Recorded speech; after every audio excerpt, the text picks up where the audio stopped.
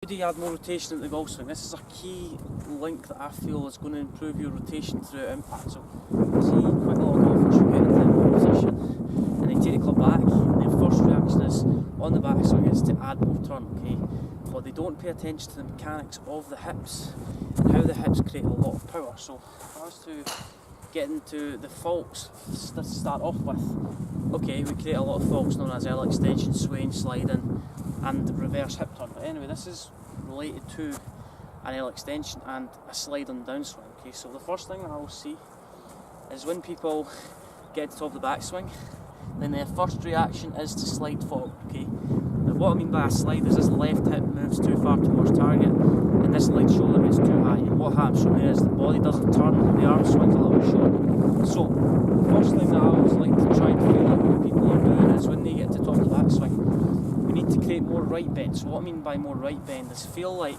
we're not focused on this left hip, feel like this right shoulder moves more in towards the right hip. So we're almost having a, if you go to the gym and you like to side crunch, feel like your right shoulder's going more into your right hip.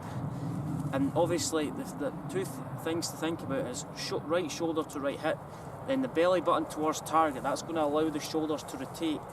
The first fall that I see is when people get to the top of the backswing, slide the hips forward, and then that gets the club in a steeper angle and the body's not turning, so they get in this position where the hips are obviously outracing the shoulders, and then from there we're not going to create a lot of rotation. So we're trying to avoid this fall, and then that's where the hips block out the hands, and that's where we're going to have to flip to obviously hit golf balls. So what I mean by right bend is getting this right shoulder to move gradually in towards the right hip. So feel like you're crunching, feel like you're going this, feel that the lead shoulder gets higher, the lead hip gets slightly higher, but as long as we're rotating through impact, okay? So we don't want to slide forward. We don't want to slide forward and then this lead hip gets really low, because that means the right hip gets really high, and then that's where we're going to have quite an inconsistent strike. So think about when getting to the top of the backswing, feel like this right shoulder moves towards the right hip, and then from there that allows the left shoulder to move up the way, which is going to create more power. So a lot of power comes from the left shoulder pulling up. A lot of lack of distance comes from the left shoulder pulling down, which is where the chest doesn't rotate. So if I get to the top of the backswing and then I feel like I slide too much forward, that this lead hip gets really low and this right hip gets high, and see the change in flex in my left leg, the right leg straightens on the way down, and then I'm going to obviously dig into the ground. So chest doesn't rotate, but chest is still remain fixed to the ground. So think about this action. We get to the top of the backswing, right hip goes into or right shoulder goes into right hip, and then that allows the left shoulder to work up the way and create that power by turning the body through to the target. So let's try this. That wasn't great. So let's think about that action again. Get to the top, right shoulder to right hip, and then let's hit the golf ball.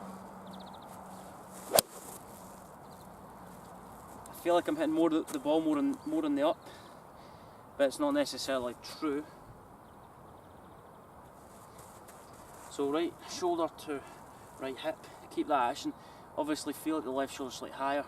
The lead hip can stay high, but as long as you turn through impact, we need to add the rotation in to actually exert any power into the golf ball. Let's get to the top. Try again.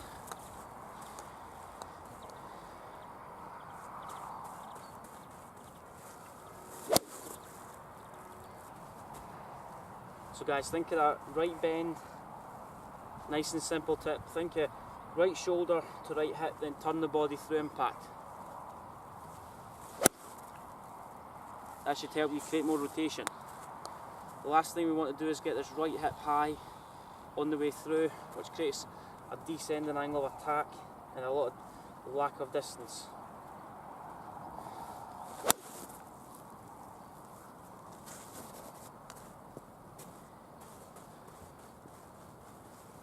Almost this action, and remember, if you do this drill you might be slightly sore in the morning.